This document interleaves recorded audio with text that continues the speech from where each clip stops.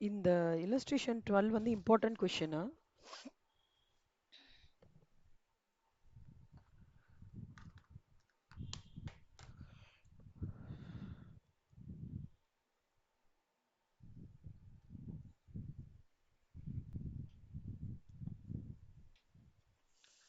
Calculate the cost of purchase of inventory that should be included in purchase cost.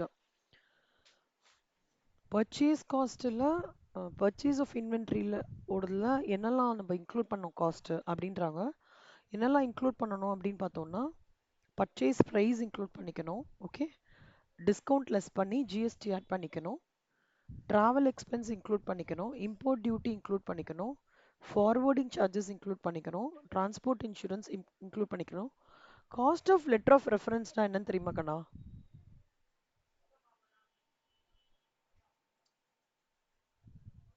Any idea? இந்த ஃபேக்டரிங்னு ஒரு concept தெரியுமா? நீங்க படிச்சிருக்கீங்களா? ஃபேக்டரிங்னு சொல்லிட்டு ஒரு கான்செப்ட் இருக்கு. Factoring, four feeding. இல்ல அந்த ஃபோர் ஃபீட்டிங் இல்ல செல்லம். இந்த ஃபோர் ஃபீட்டிங் அதாவது நான் சொல்ல எக்ஸ்பிளைன் பண்றேன்.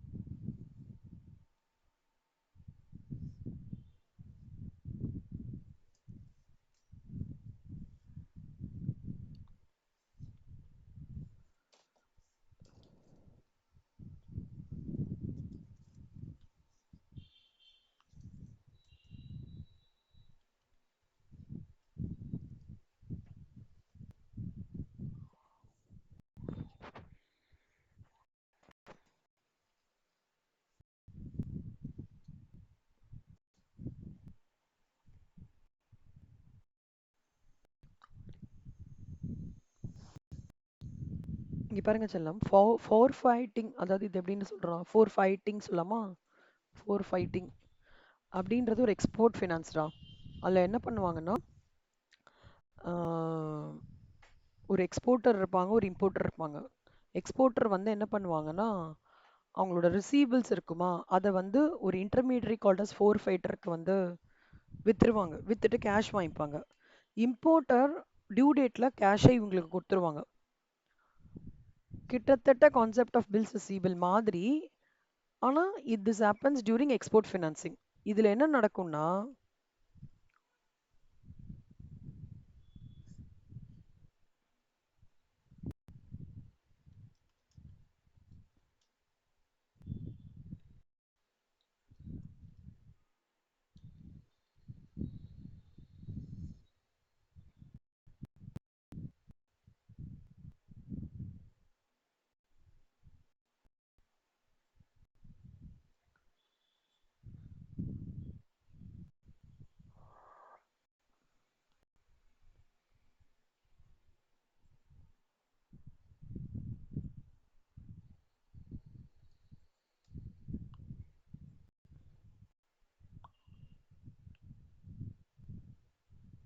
இது வந்து எப்படின்னா ஒரு ரெக்கமெண்டேஷன் லெட்டர் மாதிரி கண்ணோம். ஆம், அதாவது எக்ஸாக்டா எப்படி சொல்றதுன்னா ம், இந்த குவாலிட்டி செக்ன்னு சொல்லுவாங்க. இந்த கம்பெனியோட ப்ராடக்டை நீங்க வாங்கிக்கோங்க அப்படின்னு சொல்லிட்டு ஒரு செகண்ட் செகண்டரி ரெக்கமெண்டேஷன் மாதிரி கொடுப்பாங்க ஸ்டாக்குக்கு. இந்த சப்ளையரோட இது அதோட cost of letter of ref அந்த சிபாரிசு. இப்போ வந்து நம்ம ஒரு அப்ளிகேஷன் காலேஜ் அட்மிஷன் போகும்போது சிபாரிசு அப்படின்னு சொல்லுவோம்ல, சிபாரிசு லெட்டர் வச்சு அட்மிஷன் கிடைக்கும் தெரியுமா? அந்த மாதிரி என்னமோ வருது இல்லையா? அந்த மாதிரி குவாலிட்டி செக்குக்கு காஸ்ட் ஆஃப் லெட்டர் ஆஃப் ரெஃபரன்ஸ்னு சொல்லுவாங்க எக்ஸ்போர்ட் ஃபினான்சிங்ல. இந்த சப்ளையரோட கூட்ஸை வந்து நீங்க எடுத்துக்கோங்க. இது வந்து நல்ல குவாலிட்டியா இருக்கும். அதுக்கு வந்து ஒரு ஒரு ஒரு காஸ்ட் நிர்ணயம் பண்ணுவாங்க. அதுதான் இந்த cost of letter of reference. அது 1000 ருபீஸ். ஆனா அது எடுக்கக்கூடாது செல்லம். பர்ச்சேஸ் ஆஃப் இன்வென்ட்ரியில எடுக்கக்கூடாது. ஓகேவா? கமிஷன் அண்ட் brokerage பெய்டு எடுத்துடணும். அது பிரச்சனை கிடையாது. ஸோ இந்த கம்ப்ளீட் ஸ்ட்ரெச்லயே பர்ச்சேஸ் ப்ரைஸு, அதுக்கப்புறம் வந்து டிஸ்கவுண்ட் லெஸ் பண்ணிடுவீங்க. Travel expenses of purchase department GST add பண்ணுவீங்க. அப்புறம் இம்போர்ட் டியூட்டி எடுத்துப்பீங்க, ஃபார்வர்டிங் சார்ஜஸ் எடுத்துப்பீங்க, டிரான்ஸ்போர்ட் இன்சூரன்ஸ் எடுத்துப்பீங்க. இன்டர்னல் ஸ்டோரேஜ் காஸ்ட் எடுத்துக்க மாட்டோம்டா. அது வந்து கிட்டத்தட்ட ட்ரான்ஸ்ஃபர் ப்ரைசிங் மாதிரி. எப்படின்னா வேர்ஹவுஸ் காஸ்ட் மாதிரி. ஒரு டிபார்ட்மெண்ட்டோட ஒரு டிபார்ட்மெண்ட் ஒரு மெட்டீரியலை ஸ்டோர் பண்ணி வச்சிருக்கோம். அந்த டிபார்ட்மெண்ட்டோட மெட்டீரியல் இன்னொரு டிபார்ட்மெண்ட் எடுத்துக்கிறதுன்னு வச்சுக்கோங்களேன். இன்டர்னலா டிபார்ட்மெண்ட்டோட அக்கௌண்ட்ஸ் இது பண்ணும்போது இன்டர்னல் ஸ்டோரேஜ் காஸ்ட் எடுத்துப்போம். ஆனா பர்ச்சேஸ் ஆஃப் ஸ்டாக்ல அதை எடுத்துக்க மாட்டோம். உங்களுக்கு புரியுதா நான் சொல்றது? Internal storage cost of receiving materials. Department okay. Cost of letter of reference எடுத்துக்க மாட்டோம்.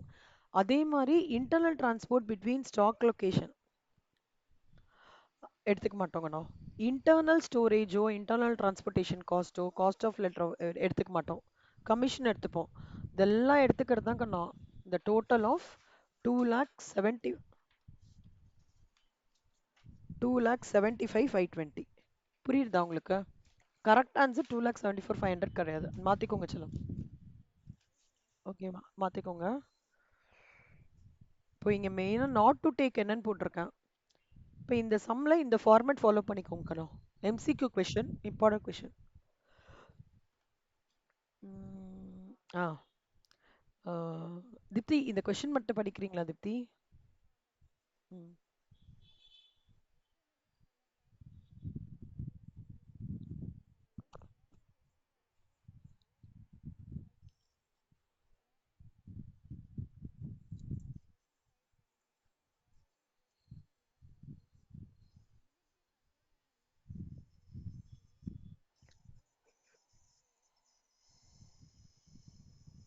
AS2 முடிச்சிட்டோம் செல்லமா. இப்போ AS10 வரும். ஃபர்ஸ்ட் என்ன அப்படின்றது பிரீஃப் பண்ணிடுறேன். ஏற்கனவே நீங்க இது பார்த்துருக்கீங்களா? டாபிக் தெரியும். ஓகே. இதுல 3 விஷயம் ரொம்ப இம்பார்ட்டன்ட்ரா. எப்போ அக்கௌண்ட்ஸ் ஃபைனலைஸ் ஆச்சு, எப்போ போர்ட் ஆஃப் டைரக்டர்ஸ் அப்ரூவ் பண்றாரு, எப்போ ஒரு ஹேப்பனிங் நடந்திருக்கு, இந்த மூணுத்தோட டேட்டை கன்சிடர் பண்ணிக்கணும். ஓகேவா?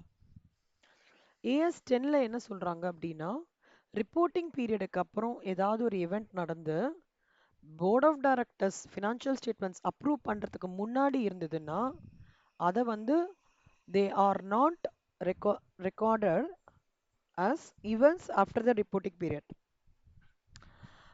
Since the accident took place after the, அதாவது ஆக்சிடென்ட் வந்து இந்த கேஸ்ல வந்து ஆஃப்டர் த ஃபினான்ஷியல் ஸ்டேட்மெண்ட்ஸ் வந்து அப்ரூவ் பண்ணியிருக்காங்க. அதாவது 31/3 ஃபைனலைஸ் பண்ணியிருக்காங்க, 25 அப்ரூவ் பண்ணியிருக்காங்க, 35ல ஆக்சிடென்ட் ஆயிருக்கு. இதை ஈவெண்ட்ஸ் ஆஃப்டர் த ரிப்போர்ட்டிங் பீரியட்னு சொல்ல மாட்டாங்க. ஓகேவாடா? இதுல ஒன்னேன்னு நான் ஒன்று இதுவாக டீட்டெயில்டாக சொல்லித்தரேன். டேட்ஸ் ஆர் இம்பார்ட்டன்ட் இதுல.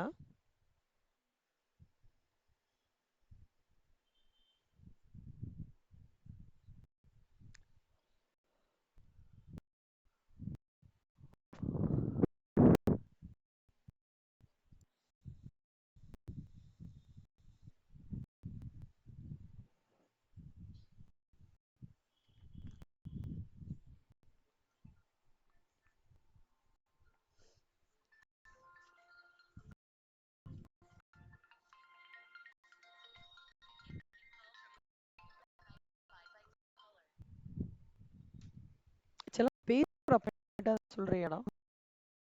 100 இருக்குமா? 300 இருக்குமா? Okay okay. 204.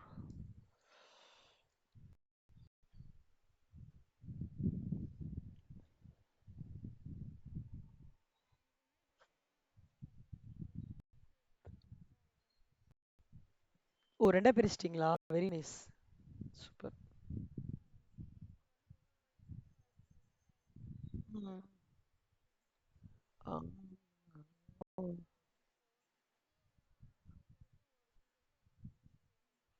சூப்பர், சூப்பர்ரா.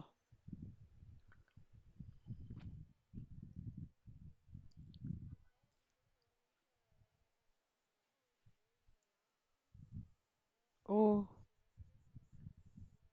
Okay, okay.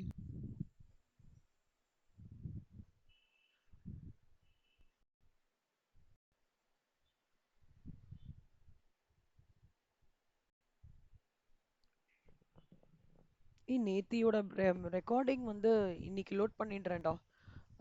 லோட் பண்ணி வச்சுட்டேன். நேமிங் மட்டும் பண்ணினேன்னா பண்ணிடுறேன். ஒரு 5 மினிட்ஸ் பண்ணிடுறேன். நீங்க இப்ப கிளாஸ் முடிச்ச உடனே நான் லோட் பண்ணிடுறேன். ஆ, ஆ, சரி கண்ணா. ஓகே. நான் முடிஞ்ச வரைக்கும் கரெக்டா லோட் பண்ணிடுறேன். எப்பாவது எனக்கு ஹேங் ஆயிடுச்சு அப்படின்னா மட்டும் கொஞ்சம் டைம் ஆகுதுன்னா மட்டும்தான் எனக்கு சரி வேற ஏதாவது நோட்ஸ் ஆஃப் லெசன் எடுத்துட்டு இருக்கேன். அது ஹேங் ஆயிடுச்சு அப்படின்னா மட்டும் சரி நம்ம நாளைக்கு மூவ் பண்ணிக்கலாம்னு வச்சிருவேன். அதர்வைஸ் இங்க பாருங்க கண்ணா. A firm takes some time to prepare and finalize the financial statements and further more time to get it approved by the board. Only after the financial statements are approved, they may be used by the users. This raises a question as to how to deal with the events occurring after the balance sheet date but before the date financial statements are approved for issue. அதாவது ஜென்ரலா எப்படி ஒரு ஆர்கனைசேஷன்ல preparation of financial ஸ்டேட்மெண்ட்ஸை accountant பண்ணி ஒரு head வந்து finalise பண்ணுவார். அதுக்கப்புறம் தான் போர்டு அப்ரூவ் பண்ணும். சப்போஸ் ஃபினான்ஷியல் ஸ்டேட்மெண்ட் அப்ரூவ் பண்ணதுக்கப்புறம் போர்டு அப்ரூவ் பண்ணதுக்கப்புறம் ஏதாவது ஹேப்பனிங்ஸ் நடந்திருக்குன்னு வச்சுக்கோங்க. அதாவது போர்டு அப்ரூவ் பண்ணுறதுக்கு முன்னாடி ஏதாவது ஹேப்பனிங்ஸ் நடந்திருக்கு அப்படின்னா எப்படி அதை அப்ரோச் பண்ணணும்? அந்த மாதிரி சூழ்நிலைகள்லாம் நிறைய வரும்ல. மெயினா வந்து ஃபயர் வரல சான்சஸ் இருக்கு இல்ல. இப்பதான் நம்மளுக்கு வெதர் நேச்சரே பயங்கரமா ஹிட் கொடுக்கறது இல்ல கரெக்டா. நார்த்ல எல்லாம் பார்த்து கேக்குறதா தித்தி கேக்குறதா. கேக்குது. நார்த்ல எல்லாம் பாத்தீங்கன்னா ஹெவி ரெயின்ஸ் இப்போ. லைக் உத்தரப்பிரதேஷ் உத்தரப்பிரதேஷ் அந்த மன்சா தேவி டெம்பிள் அப்புறம் வைஷ்ணவி தேவி டெம்பிள் ஜார்க்கண்ட் அந்த ஹில் ஏரியாஸ் ஃபுல்லா இப்போ கெட்டிங் வாஷ்ட் அவுட். இப்போ லெட்ஸ் டேக் ஒரு கம்பெனி அங்க இருக்கு, ஃபைனலைஸ் பண்ணிட்டாங்க, ஆனா போர்டு அப்ரூவ் பண்ணல. ஆனா ஒரு அன்ஃபோர்சீன் ஹேப்பனிங் இந்த மாதிரி நடந்துருதுன்னா இந்த சுச்சுவேஷன்ல எப்படி அதை வந்து டேக்கிள் பண்ணணும்? அது இந்த வருஷத்துல காமிக்கணுமா அடுத்த வருஷத்துல காமிக்கணுமான்றத பத்தி பேசுறது தான் ஏஎஸ்டன், இந்தியன் ஏஎஸ்டன். ஓகே. இப்போ வந்து ரிப்போர்ட்டிங் டேட் 31/3/2022 கண்ணா. Board of directors 30/5/2022. ஏஎஸ்டென்னை பொறுத்த வரைக்கும் dates are very important. Okay. In between these two dates ஏதாவது ரொம்ப முக்கியமான ஒரு ஈவெண்ட் நடந்ததுக்கு அப்படின்னா அதை என்ன சொல்லுவாங்கன்னா events occurring after the balance sheet date. Suppose 31/3/2022ல ரிப்போர்ட்டிங் டேட்டா மே மாசம் தான் போர்ட் ஆஃப் டைரக்டர்ஸ் வந்து அப்ரூவ் பண்றாரு. மே ஃபர்ஸ்ட் வீக்லயே ஒரு ஃபயர் வந்துடுது, அதன் மூலமா 15 லட்சம் ரூபாய் லாஸ் ஆயிடுதுன்னா அதை என்ன சொல்லுவோம்? Events happening after the reporting date which are accounted as per the guideline disclosure of Indian AS 10. ஸ்மார்ட்டா எப்படி சொல்லுவாங்க? ஸ்மார்ட்டா ஷார்ட்டா சம்மரைஸ் பண்ணி ஈவெண்ட்ஸ் ஆஃப்டர் த ரிப்போர்ட்டிங் டேட்னு சொல்லுவாங்க. புரியுதா?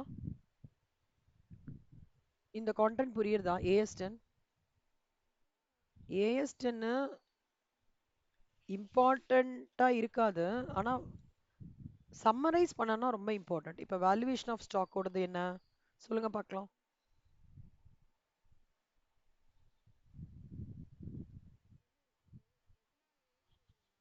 இல்ல, ஏ வேல்யூவேஷன் ஆஃப் ஸ்டாக் என்ன சொல்றது? ஏஎஸ் ஒன் என்ன சொல்றது?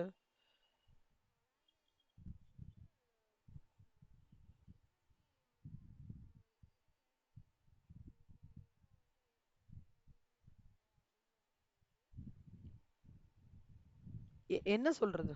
What it chase.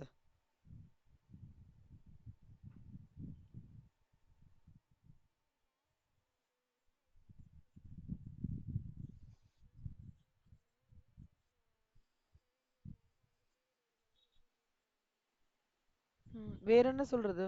AS2 முக்கியமானதுடா.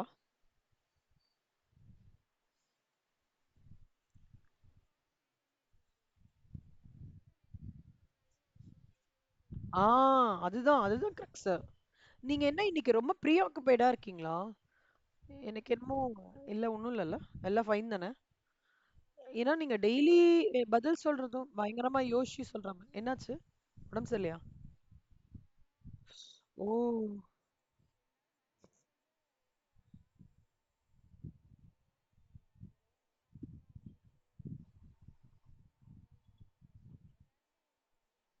ஓ! அப்படியா? சரி, சரி, சரி. ஓகே கண்ணா. Take care. Your voice looks எனக்கு தெரியும்ல. டெய்லி என் ஸ்டூடெண்ட் எப்படி பண்றா? இன்னைக்கு எப்படி பண்றான்னு எனக்கு தெரியும்ல. அத வச்சு தான் நான் சொல்றேன். ரொம்ப ப்ரீ ஆக்குபைடா இருக்கீங்க மாரி தோணுது. ஓகே கண்ணா. ஓ! Okay, okay. Okay, fine. So AS2 மெயினா என்ன சொல்றதுன்னா, valuation of stock is done at cost or market price whichever is less. ஓகேவா? அதே மாதிரி AS10 என்ன சொல்றதுன்னா, events happening after the finalization of the accounts but before it is approved by the board are to be considered as events after the reporting period என்ற disclosure நம்ம கண்டிப்பா காமிக்கணும் அப்படின்றத சொல்றது. ஓகே. இப்ப இங்க பாருங்க செல்லம். இப்ப அத பேஸ் பண்ணி தான் நம்ம illustration 13 carry out பண்ணிக்கிறோம். இங்க ஒண்ணு தப்பா கொடுத்திருக்காங்க. Events occurring after the reporting period but before the financial statements are regarded. Not regarded இல்ல are regarded. மாத்திக்கோங்க. not கிடையாது regarded. அதனால இந்த accident took place வந்து after the financial statements have been approved. எப்போ அவங்க இது பண்ணிருக்காங்க? 20ஆம் தேதி போர்டு அப்ரூவ் பண்ணிடுச்சு. அப்புறம் தான் இது நடக்கிறதுன்றதுனால இது not treated as events after the reporting period. ஒருவேளை தீப்தி நீங்க சொல்லுங்க. ஏப்ரல் 1ஆம் தேதி இந்த ஃபயர் ஆக்சிடென்ட் நடந்திருந்ததுன்னா, ஆ, இந்த ஆக்சிடென்ட் நடந்திருந்ததுன்னா என்னன்னு ரிப்போர்ட் பண்ணலாம்? அத ஈவென்ட்ஸ் ஆஃப்டர் த ரிப்போர்ட்டிங் பீரியட்னு பண்ணலாம். கரெக்டா? போர்டு ஃபைனலைஸ் பண்ணிட்டு, போர்டும் அப்ரூவ் பண்ணிட்டு, அதுக்கப்புறம் தான் ஒரு ஈவெண்ட் நடந்ததுன்னா, அது events after the reporting period கிடையாது. ஃபைனலைஸ் பண்ணிட்டு, போர்டு அப்ரூவ் பண்றதுக்கு முன்னாடி அந்த இடைவேளியில அந்த நடுவுல இன்டர்வெல் ஏதாவது நடந்ததுன்னா மட்டும்தான் events after reporting period. புரியுதா? The objective of the standard is to prescribe when an entity should adjust its financial statements for the events after the reporting period.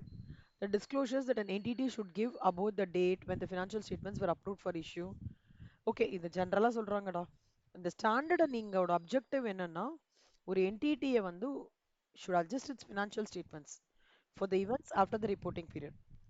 அதே மாதிரி it should prescribe the disclosures that an entity should give about the date when the financial statements were approved by issue for issue and about the events after the reporting period.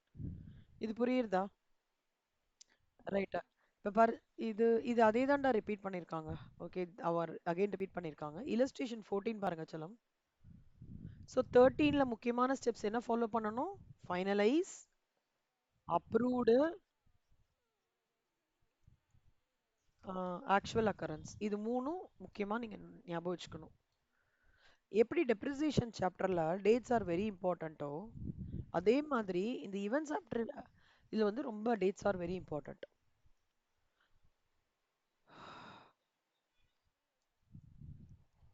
Read out பண்றியா செல்லம்? Thanks. முடியுமாடா உனக்கு? முடிஞ்சதுன்னா பாருங்க செல்லம். சரி முடிஞ்சதுன்னா பாருங்க கண்ணா. இல்ல நான் ஸ்லோவா நானே ரீட் அவுட் பண்றேன். Okay fine. ரீட் அவுட் பண்ணிட்டு ரீட் அவுட் பண்ணிட்டு நீங்களே உங்களோட அப்சர்வேஷன் சொல்லுங்க. நம்ம அப்புறம் ஆன்சர்ஸ் டிஸ்கஸ் பண்ணலாம்.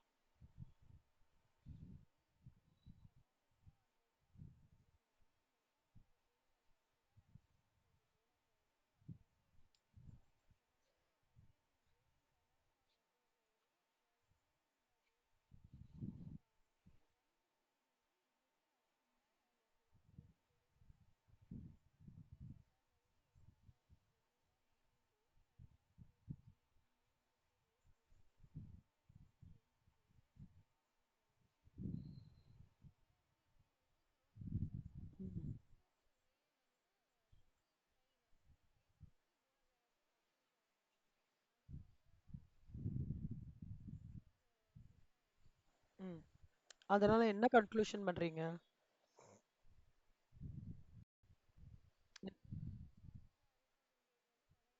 Very good. அவ்வளவுதான். அவ்வளவுதான். முடிஞ்சு போச்சா? இதுதான் climax. Not an event after the reporting date. இதுக்கு தான் செல்லமா நம்மளுக்கு 3 மார்க்கோ 4 மார்க்கோ அலைன் பண்ணுவாங்க இந்த வேர்டுக்கு தான். ஆஸ் பர் இந்தியன் ஏஎஸ்டன் வேற எதுவுமே எழுத வேண்டாம். இந்த மூணுத்தையும் எழுதிக்கோங்க. எப்பவுமே செம்ம படிச்சுட்டு நிறைய படிச்சுக்கோங்க. செம்ம நல்லா படிச்சுக்கோங்க. இந்த மூணுத்தையும் அழகா போட்டுக்கோங்க. போட்டுட்டு கடைசியா ஈவெண்ட் ஆஃப்டர் த ரிப்போர்ட்டிங் டேட்டா நாட்டா அவ்வளவுதான் 4 மார்க். இதெல்லாம் வந்ததுன்னா சூப்பர்ரா Deepti. I wish all our papers, I pray God daily all our papers should be straightforward. நம்மளுக்கு கஷ்டமா இருந்தாலும் அதை ஹேண்டில் பண்ணிக்கிறதுக்கான நம்மளுக்கு அந்த பக்குவத்தை வந்து காட் வந்து நம்மளுக்கு கொடுக்கணும். அந்த presence ஆஃப் மைண்டை கொடுக்கணும். எல்லாத்தையும் ரீக்ளிக் பண்ற மைண்டை நம்மளுக்கு கொடுக்கணும். அதான் important. Because we cannot anticipate a B Com paper for a CMA. கரெக்டா? ஸோ ஐ ப்ரே காட் இந்த மாதிரி குட்டி குட்டி ப்ரெவிஷன்ஸ் வந்து we all should be able to crack out things very easily and come out successfully. Super. சல் ம் illustration 15 படிடா செல்லுமா.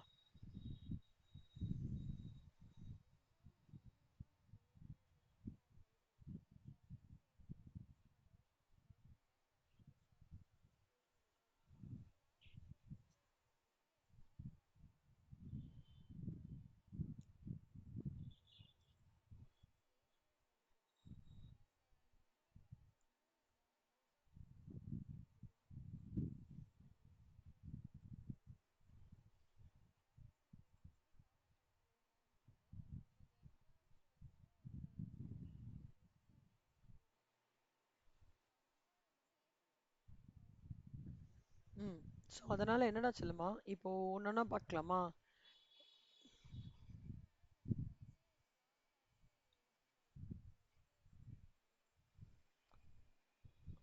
ஆமா செல்லுமா, கரெக்ட். ப்ரீ எக்ஸிஸ்டிங் தான். கரெக்ட். ஒரு நிமிஷம்டா. Final accounts while preparing the last week at debtor. பாவம். அப்போன்னு பார்த்து 20 லட்சம் ரூபாய் லாஸ்ட்ரா. பாவம்டா. ரொம்ப கஷ்டமா இருக்கு. கொரோனா டைம்ல நிறைய பேருக்கு இந்த மாதிரி க்ளோஷர் ஆகிறதுக்கு முன்னாடிலாம்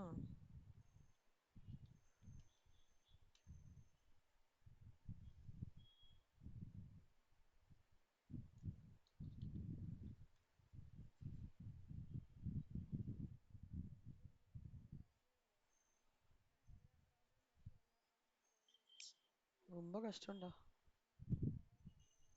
ஆமா. அதான் இப்ப சொல்றேனே. சாயிரம்.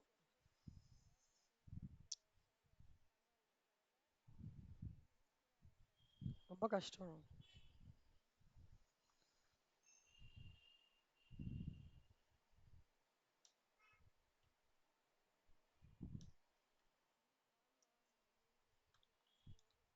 ஐயோ அப்படியா? பா.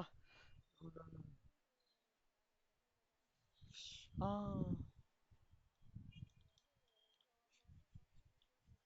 ஆ. பா.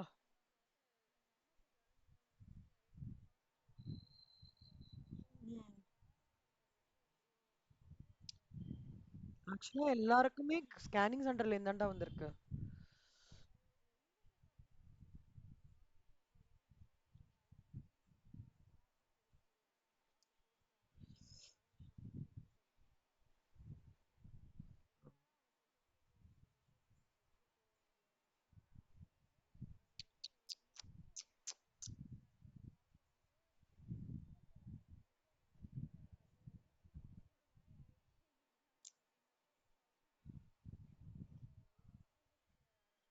ஐயோ.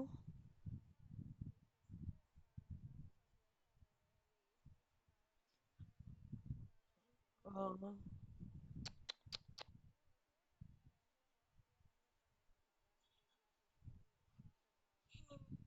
ஓ.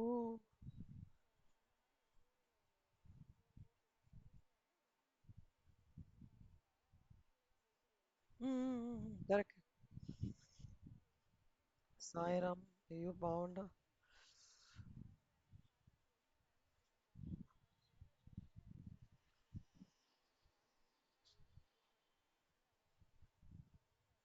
ஐயோ சாய்ராம். உங்களுக்கு இல்ல. ரொம்ப ரொம்ப கஷ்டம்டாண்ணா. அதாவது அதாவது அதாவது இன்னொன்னே ஒண்ணுமே சொல்லவே முடியல. அப்புறம் நல்லபடியா ஆ, ம்.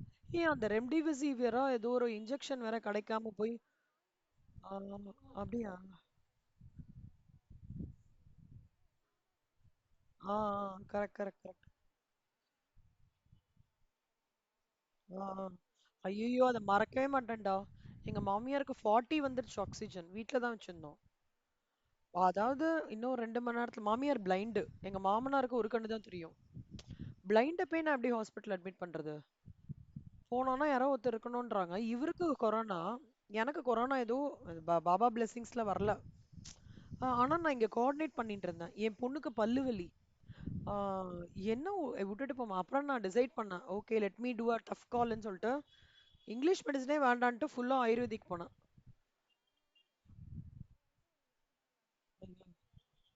ஐயோ! ஏன்னா இவங்கள கூட்டின்னு போ முடியாதுன்னு சொல்லிட்டு நல்ல வேளை எங்களுக்கு ஒரு டாக்டர் கிடைச்சாங்கடா. விஷ்ணுபிரியா டாக்டர்னு சொல்லிட்டு சேலையூர்ல இருக்காங்க. தெய்வம் மாதிரி.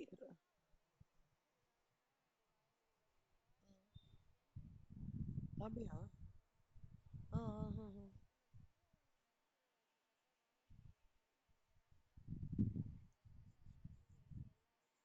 அப்படியா? ம், ம், ம். ஆ, ஐயோ! அதுக்கப்புறம் அவங்க வந்து மூணே 3 ஜூஸ் மாரி குடுத்தாங்கடா. அத டெலிவரி பண்ணாங்க. ஹோம் டெலிவரி பண்ணாங்க. அந்த ஜூஸ் குடுத்த உடனே என்னன்னு தெரியல செல்லம். 65, 70 வந்தது.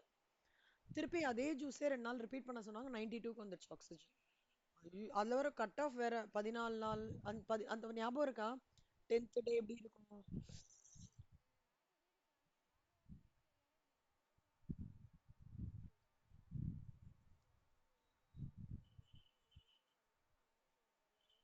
ஐயோ! ஆமா.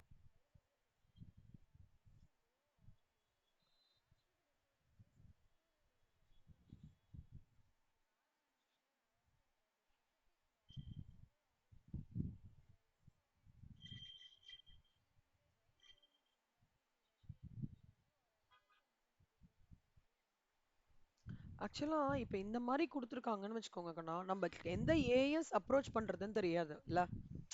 இப்போ இந்த ஏஎஸ்10ஓட இது கனெக்டிங்கா இருக்கிறதுனால இது ஏஎஸ்10 அப்ளை பண்ணணும்னு தெரியாது. ஆ super. Correct. Super. Very good. Use பண்ணிருக்கேன். கரெக்ட். அவ்வளவுதான். சரி சரி. சூப்பர். புரிஞ்சுச்சா? அவ்வளவுதான். Very good. அதான் சிலதுல இந்த கீவேர்ட் மாதிரி பாத்துக்கோங்கண்ணா.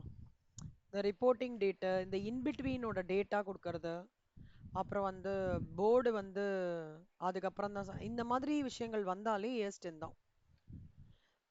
ஸோ இதுல வந்து அவங்க என்ன சொல்றாங்க அப்படின்னா இந்த ஃப்ளக்சுவேஷன் பண்ணிக்கணும் பண்ணிக்கணும் ஆமா. ஏன்னா இந்த ஃப்ளக்சுவேஷன்ஸ் ஆஃப் ப்ரைஸை கண்டிப்பா வந்து ஆஃப்டர் த ரிப்போர்ட்டிங் டேட் இருக்கிறதுனால நம்ம கண்டிப்பா இதை இன்க்ளூட் பண்ணிக்கணும்.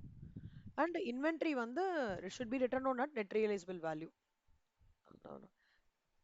ஓகேவா? இல்லஸ்ட்ரேஷன் 16, 15. இப்போ இதுக்கு அந்த டைம்ல ஒரு எக்ஸாம்பிள் ஆக்சுவலா 2024ல ஒரு எக்ஸாம்பிள் வந்தது. இந்த ஐகானிக் எல்லோ கேப்ஸ்ன்ட்டு கல்கட்டால ஓடிட்டு இருந்தது. உங்களுக்கு அது ஐடென்டிஃபை பண்ண முடியுதான்னு தெரியல. பாத்தீங்களா? அப்போ அங்க ரொம்ப ஃபேமஸ்டா இந்த எல்லோ கேப்ஸ். அங்க ஸ்டாப் பண்ணாங்க ஆக்சுவலா. அதோட நான் வந்து இதை கனெக்ட் பண்ணி ஸ்டூடெண்ட்ஸ்க்கு சொன்னேன். அந்த பர்டிகுலர் மாடல் ஆஃப் கார் வந்து இதுவாகி நடுவுல ரொம்ப லோ ஆர்டர் லெவல்ஸ் போயிடுத்து. என்ன சொல்றது? அந்த டைம்ல இவங்க ஸ்டாப் பண்ற மாதிரி இருந்தாங்க.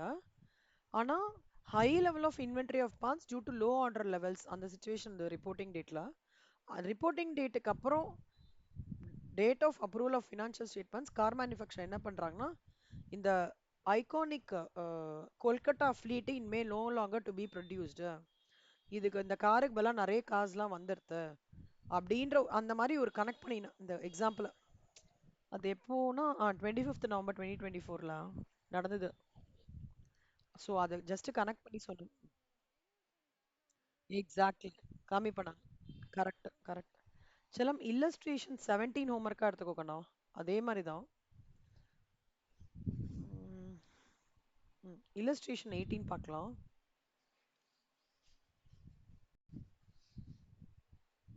அக்கௌண்டிங் ஸ்டாண்டர்ட்ஸ் ஆக்சுவலாக நம்மளுக்கு ரொம்ப ஈஸி. ரிப்போர்ட்டிங்கும் இதில் ஒன்று கவர் பண்ணிடுறேன்டா. சி அட்ஜஸ்டிங் எவன்ஸோட குட்டி குட்டி எக்ஸாம்பிள்ஸ் கொடுத்துருக்காங்க செல்லம், நல்லா பார்த்துக்கோங்க. ரிப்போர்ட்டிங் டேட்டுக்கு அப்புறம் ஏதாவது ஒரு கோர்ட்ல ஒரு ப்ரொசீடிங்ஸ் இருந்தாலோ ஒரு நிமிஷம். ரிப்போர்ட்டிங் டேட்டுக்கு அப்புறம் ஏதாவது கோர்ட்ல ஒரு ப்ரொசீடிங்ஸ் போறதுன்னு வச்சுக்கோங்களேன். கோர்ட்ல நம்ம கேஸ் போட்டிருக்கோம், நம்மளுக்கு ஃபேவரபிளாகவும் வரலாம் இல்லை அன்ஃபேவரபிளாகவும் வரலாம். ஓகேவா? இல்லை நான் வந்து ஒரு கஸ்டமர் வந்து பேங்க்ரப்சி ஃபைல் ஆயிருக்கு, அந்த மாதிரி கேசஸ். ஆனால் எல்லாமே ரிப்போர்ட்டிங் டேட்டுக்கு அப்புறம். இல்லை நான் வந்து ஆஹ், இந்த போனஸ் பேமெண்ட்ஸ் பற்றி டிஸ்கஷன்ஸ் பண்ணுறேன் ரிப்போர்ட்டிங் டேட்க்கு அப்புறம்லாம். இந்த மாதிரிலாம் விஷயம் இருக்குல்ல கண்ணா. ஆஹ், ஏதோ ஃப்ராட் இப்போ திடீர்னு பார்த்தீங்கன்னா இந்த ரெக்டிஃபிகேஷன் ஆஃப் எரர்ஸில் 3 விதமாக இருக்குல்ல. Before the preparation of trial balance, after the preparation of trial balance, after the preparation of P and L, 3 category இருக்கு, ஞாபகம் இருக்கா? அந்த 3வது கேட்டகரிக்கு அப்புறம் திடீர்னு நான் அது மேஜரா ஐயோ இந்த என்ட்ரியை விட்டுட்டேன்ற மாதிரி ஒரு சினாரியோ இருக்கும்ல. அந்த மாதிரி சினாரியோஸ் எல்லாமே reports occurring after the events occurring after the reporting டேட்னு அர்த்தம்.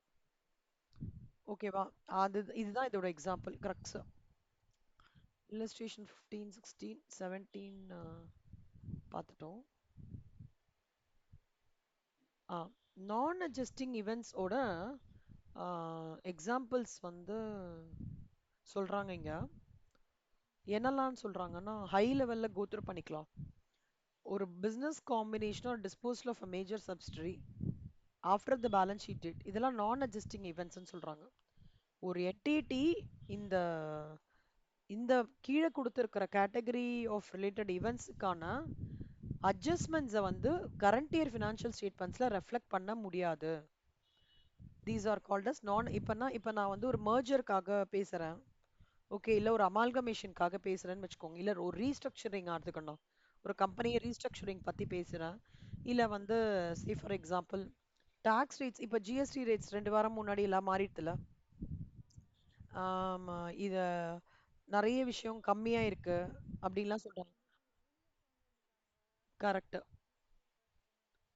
இதெல்லாம் வந்து இந்த ஃபைனலைசேஷன் ஆஃப் பிஎன்எல்க்கு அடுத்து போஸ்ட் நடந்தா கூட கரண்ட் இயர்ல அது இம்ப்ளிகேஷன் ஆகாதுச்சு. ஓகேவா? அதே மாதிரி லிட்டிகேஷன் உட்காந்துட்டு இருக்கு, ரொம்ப நாள் லிட்டிகேஷன்லாம், major litigation or events that occurred, அதாவது அந்த லிட்டிகேஷன் ஆரம்பம் சொல்றோம், லிட்டிகேஷனோட ஆரம்பம் 31st டைம் 1st April தான் இருந்தது. 31st 3 2024 நான் ஃபைனலைசேஷன் பண்ணிட்டேன். ஆனால் 1st April தான் அந்த லிட்டிகேஷன் இருந்தது. அந்த மாதிரி இருக்கிற பட்சத்தில் எப்பவுமே ஞாபகம் வச்சுக்கோங்க, that will not come under the non adjusting events after the reporting period. ஏன்னா 1st April தான் சுக்லாம்பரதமே இந்த லிட்டிகேஷனுக்கு போட்டிருக்காங்க, அப்போ வராது. எந்த லிட்டிகேஷன் நான் போன ஃபினான்ஷியல் இயர்லேயே ஸ்டார்ட் பண்ணி கோயிங் கோயிங் கோயிங் அப்படின்னா தான் 31/3 நீங்கள் காமிக்கணும். ஸோ அதை ஞாபகம் வச்சுக்கோ செல்லம். That come exactly. Next financial ஸ்டார்டிங்கில் பண்ணுறதை எடுத்துக்க கூடாது, அதை ஞாபகம் வச்சுக்கோங்க. இதெல்லாம் தான் கண்ணா. இப்போ எக்ஸ்சேஞ்ச் டிஃபரன்சஸ் வரலாம். Going concern. Okay, exchange differences, இது அப்படியே படிங்களா கண்ணா.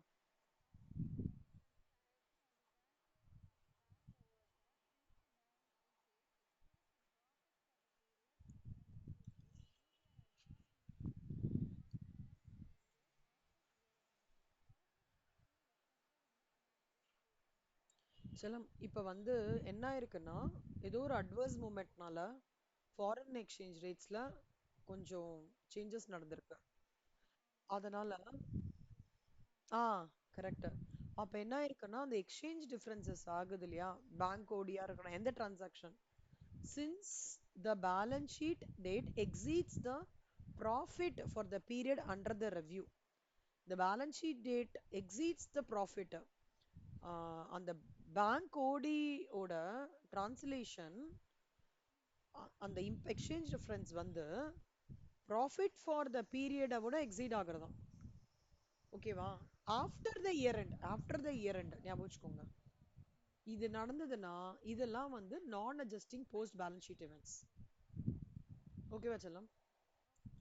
நான் அட்ஜஸ்டிங் போஸ்ட் பேலன்ஸ் ஷீட்ஸ்னு சொல்றாங்க. இங்க வந்து the going concern concept ஏன் இவங்க சொல்றாங்க அப்படின்னா, entity shall not prepare its financial statement on a going concern basis if the management determines after the reporting period either it intends to liquidate the entity or cease the trading that it has no realistic alternative. அதாவது இப்போ ஒரு யூனிட்டா நான் மூடுறேன்னு வச்சுக்கோங்களேன். I am closing a unit. அந்த unit மூடுறேன் அப்படின்ற பட்சத்துல நான் going concern concept base பண்ணி ஃபினான்ஷியல் ஸ்டேட்மெண்ட்ஸ் ரெடி பண்ண மாட்டேன். ஓகேவா? பண்ண மாட்டேன். அப்போ அங்க என்ன ஆயிடும், நான் இந்த ரிப்போர்ட்டிங் பீரியடுக்கு அப்புறம் சிலதெல்லாம் நடக்கிறதுன்றதையும் நாங்க இன்க்ளூஸ் பண்ண மாட்டோம். Even if the management determines after the reporting period. ஓகேவா? ரிப்போர்ட்டிங் பீரியடுக்கு அப்புறம் இப்போ தெரியறது எனக்கு இந்த யூனிட்டை நான் க்ளோஸ் பண்ண போறேன் அப்படின்னா அந்த என்டிட்டி வந்து ஃபினான்ஷியல் ஸ்டேட்மெண்ட்ஸை, அதாவது ஃபர்ஸ்ட் ஏப்ரலுக்கு அப்புறம் இது இருக்காதுன்னு நினச்சிக்கோங்கடா. ஃபர்ஸ்ட் ஏப்ரலுக்கு அப்புறம் எது நடந்தாலும் இந்த யூனிட்டே இருக்க போறதில்ல, நான் ஏன் கோயிங் கன்சர்ன் கான்செப்ட் பேஸ் பண்ணி நான் ஃபினான்ஷியல் ஸ்டேட்மெண்ட்ஸ் வந்து ரெடி பண்ணணும் அப்படின்ற பேசிஸ்ல ரெடி பண்ணாது. அது எப்படி ரெடி பண்ணும் அப்படின்னா, it will ready prepare the statements in such way that that that activity is going to be completely stopped. அப்போ இந்த மாதிரி சர்க்கம்ஸ்டான்சஸ்ல கோயிங் கன்சர்ன் கான்செப்ட் வந்து அலைன் ஆகாது அப்படின்னு சொல்றாங்க. ஏன் இதை சொல்றாங்கன்னா, இதே எக்ஸ்சேஞ்ச் ரேட் டிஃபரன்சஸ் கூட அந்த சிச்சுவேஷன் எப்பவாவது அந்த என்டிட்டி லிக்விடேட் ஆக போறது அப்படின்னு இருக்குன்னு வச்சுக்கோங்களேன். அப்போ the மேனேஜ்மெண்ட் வந்து என்ன பண்ணும்னா இதுக்கான டிஸ்க்ளோஷர் கூட கொடுக்காது by way of note to the financial statements. அப்படியே விட்டுருவாங்க. ஏன்னா இது இனிமே யூனிட்டே கிடையாது, இல்ல நான் ஃபர்தரா வந்து எதுக்கு ஸ்பெசிஃபிகேஷன் கொடுக்கணும்னு சொல்லிட்டு பண்ண மாட்டாங்க. வாட் இஸ் த சம்மரைசேஷன்னா, any exchange rate differences are always forming part of non adjusting post balance sheet இவெண்டா கன்சிடர் ஆகணும். அவ்வளவுதான். இந்த ஃபர்ஸ்ட் லைன் ஞாபகம் வச்சுக்கோங்க. இதுதான் சம்மரி செல்லம். ஓகேவா? இப்போ இந்த இந்த இது படிக்கலாம். ஏவியேஷன் ஒரு விஷயம். Company is sure of liquidation. Now, no point in preparing financial statements. Company is undergoing some restructuring. Now, there is a point in preparing financial statements. But what is very important, any exchange rate changes included in the list of non-adjusting post balance sheet events that is told in Indian AS 10. Okay, va? Illustration 19 படிங்களா Kanna? Restructuring ப்ரோக்ராம்னா என்னன்னு சொல்லிடுறேன்டா. Restructuring ப்ரோக்ராம்னா கம்பெனில high paid people இருக்காங்க தெரியுமா, அவங்களோட salary pattern, அவங்களோட efficiency level, அவங்களோட contribution to the company எல்லாத்தையும் அலசி ஆராய்வாங்க. ஆராய்ஞ்சு என்ன பண்ணுவாங்கன்னா, இவர் நிஜமாலே தேவையா இந்த ஆர்கனைசேஷனுக்கு, இல்லை இவர் அனுப்பிச்சிடலாமா, அந்த மாதிரி யோசிக்கிறது தான் ரீஸ்ட்ரக்சரிங் ப்ரோக்ராம் சொல்லுவாங்க. அப்போ இந்த ஹைலி பெய்டு இருக்கிறவங்களுக்குலாம் செக் இப்ப நிறைய நடந்துட்டு இருக்கு தீப்தி. ஆக்சுவலா நிறைய ஆர்கனைசேஷன்ல லே ஆஃப் பண்றாங்க, கம்மி salary இருக்கிறவங்களை எடுக்கிறாங்க. ஏஐ வேற வந்திருக்கு, பாட் இருக்கு, பிபிஆர் பிசினஸ் ப்ராசஸ் இன்ஜினியரிங், அந்த இதெல்லாம் நீங்க பிடிஏல படிப்பீங்க, அதெல்லாம் வந்துச்சு. இதெல்லாம் வந்ததுனால இந்த ஹை பெய்டு இருக்கவங்க ஒரு ஆள் இருந்தா போதுமே, எதுக்கு அந்த வேலையை பாட் பண்றதோ இல்ல இந்த வேலையை ஏஐ பண்றதோ முடிச்சிடலாமே அப்படின்ட்டு இந்த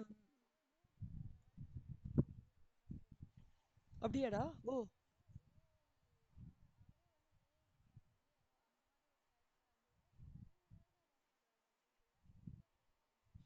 ஓ.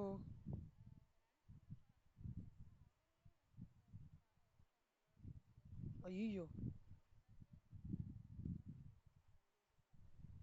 ரொம்ப கஷ்டம் இல்லடா?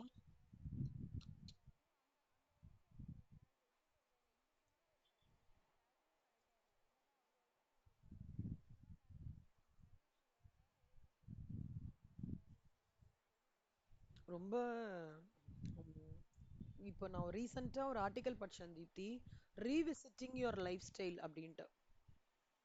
அதாவது இப்போ இந்த இதெல்லாம் போக சொல்றாங்கல்ல, எப்படி அந்த சுச்சுவேஷன் எல்லாம் வந்து ஃபேஸ் பண்ணணும், எப்படி நம்ம லைஃப் ஸ்டைல் சேஞ்சஸ் பண்ணிக்கணும்.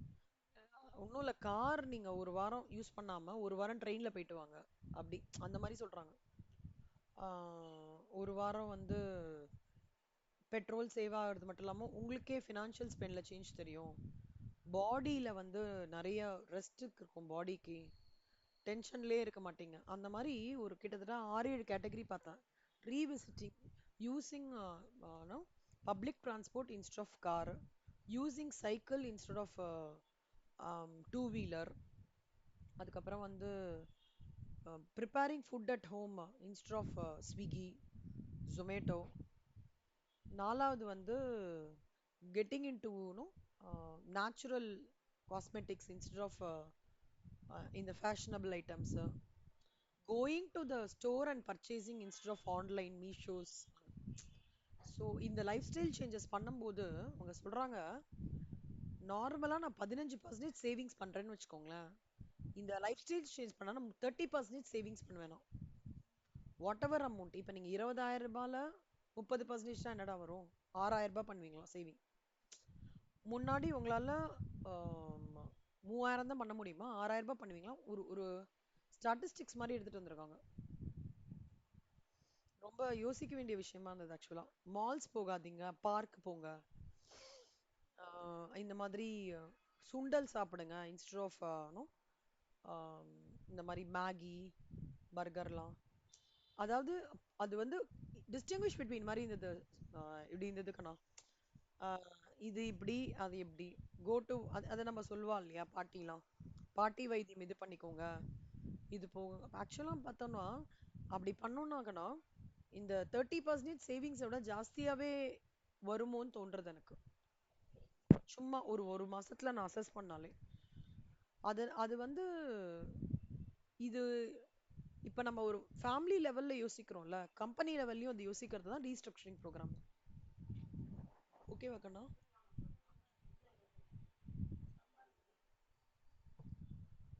ஸோ அதான் சொல்லலாம்.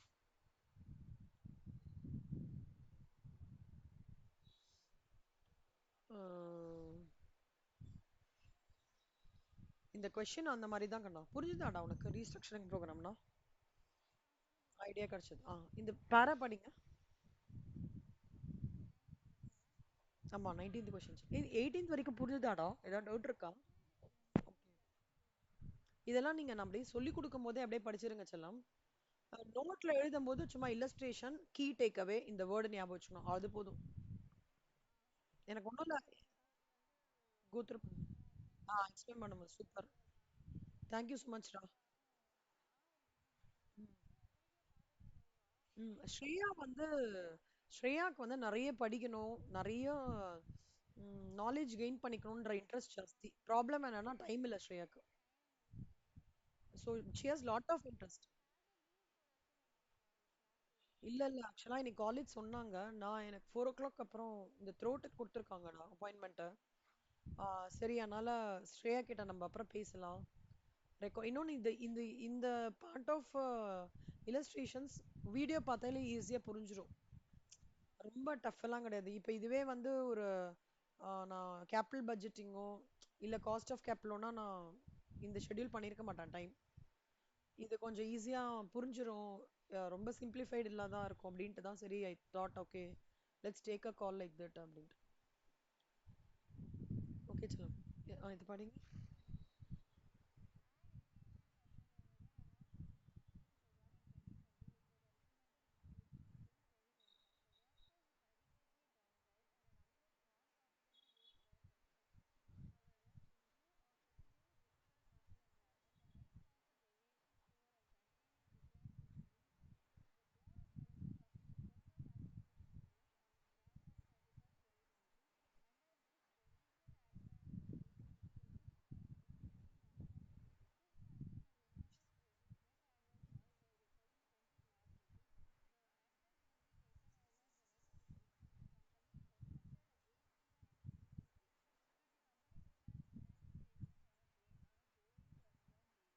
ம்.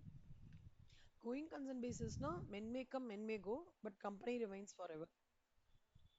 ஸோ என்டிடி வந்து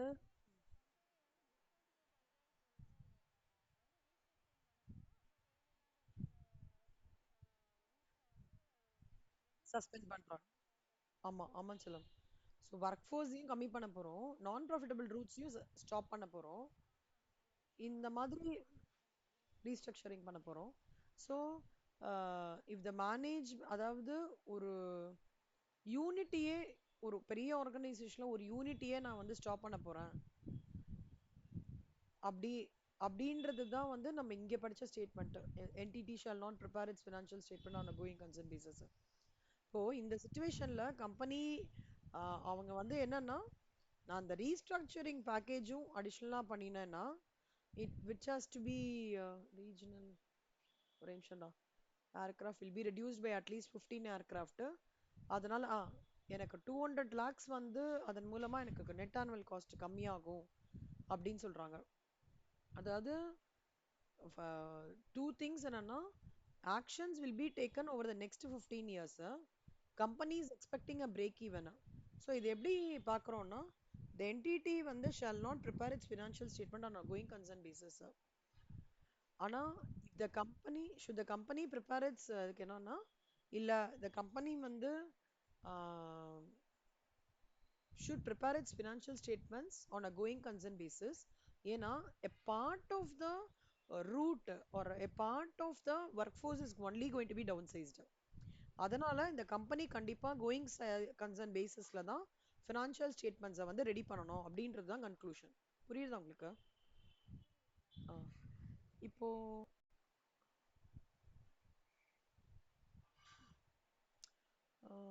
இது வந்து ஏஎஸ் 32ல கவர் ஆகுதுடா. ஓகேவா?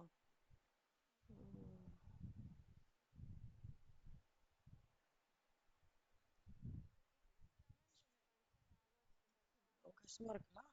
ம். ம். Correct correct.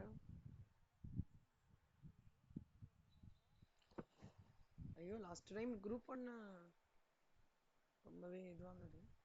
Financial accounting paper format படியே இல்ல அது. கேட்கல. பேட்டர்ன் படியே இல்ல அது.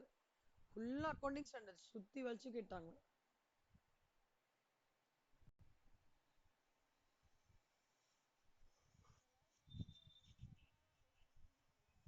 ஆமாண்டா. ஃபினான்ஷியல் அக்கௌண்ட் பேப்பர் ஏதோ டஃப் பண்ணிட்டாங்களோன்னு தோணுது எனக்கு.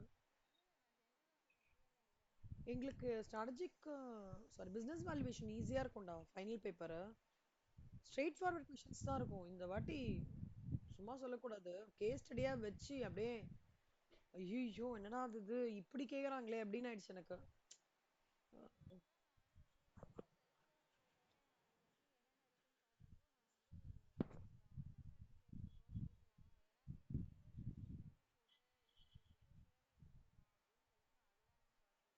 இல்ல இல்ல, ஆண்டர்பிரினர்ஷிப் போடுங்க. ஏன்னா ஆண்டர்பிரினர்ஷிப் தான் இப்போ need of the hour.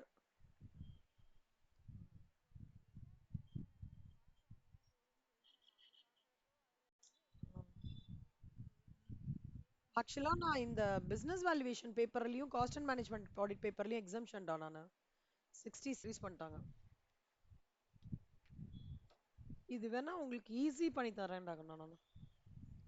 As four one days ஈஸ்ட் கொஞ்சம் பெட்டரா, கொஞ்சம் வளவளன்னு இல்லாம என்ன டு த பாயிண்ட் இல்ல. அவங்க இவ்வளவு சொல்லிருக்காங்க, ஆனா இன்னும் சொல்ல என்னன்னா, இங்க ஏஎஸ் ஃபோர்ல வந்து இந்த கோயிங் கன்சர்ன் கான்செப்ட் பத்தியான டிஸ்க்ளோஷர் வந்து ரெக்குவயர்மெண்ட் இல்லைன்றாங்க. ஏஎஸ் டென்ல என்ன சொல்றாங்கன்னா, இல்ல இப்போ வந்து கண்டிப்பா கோயிங் கன்சர்ன் கான்செப்ட் படி கம்பெனி ரன் ஆகல அப்படின்னா அப்போ வந்து என்டிடி வந்து ஃபினான்ஷியல் ஸ்டேட்மெண்ட்ஸை வந்து இல்ல இல்ல, இங்க requirement of the going concern கான்செப்ட்ன்ற ரெக்குவயர்மெண்ட் இல்ல, இங்க டிஸ்க்ளோஷர் ஆஃப் கோயிங் கன்சர்ன் கான்செப்டோட இது இருக்குன்னு சொல்றாங்க. இவ்வளோ பெரிய ஸ்டேட்மெண்ட்டுக்கு அதான் மீனிங். பட் நான் ஒண்ணு பண்றேன், வேணா இது சிம்பிளிஃபைடா ஈஸி தரேன், ஈஸி பண்ணி தரேன் இதை. எல்லா டிஸ்டிங்விஷ் பிட்வீனும் ஈஸி பண்ணி தரேன். எல்லா டிஸ்டிங்விஷ் பிட்வீனும் இருக்கு இல்லையா, அது ஈஸி பண்ணி தரேன் உங்களுக்கு. ஓகேவா? ஸ்டேஜ் ஒனுக்கு பண்ணி தந்தேன், அது மாதிரி ஸ்டேஜ் டூ பண்ணு.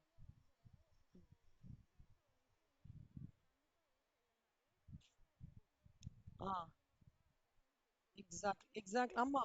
ஆனா அத வந்து கார்வ் அவுட் அந்த மாதிரி நிறைய வேர்ட்ஸ்லாம் யூஸ் பண்ணிருக்காங்க. நான் குட்டியா ஈஸியா யூசர் ஃப்ரெண்ட்லியா பண்ணி தரேன்.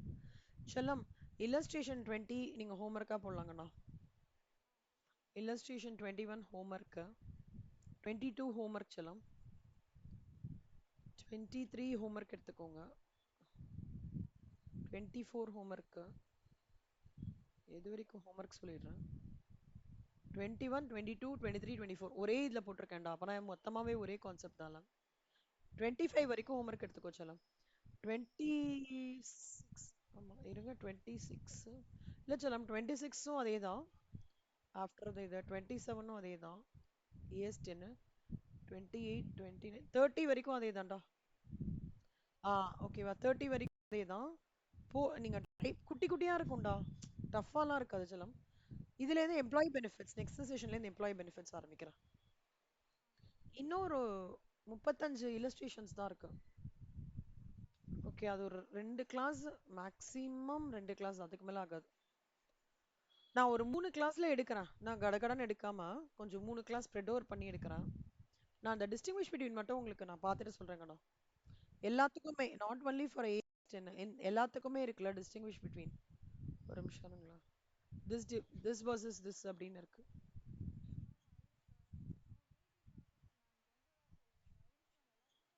கரெக்ட் அது.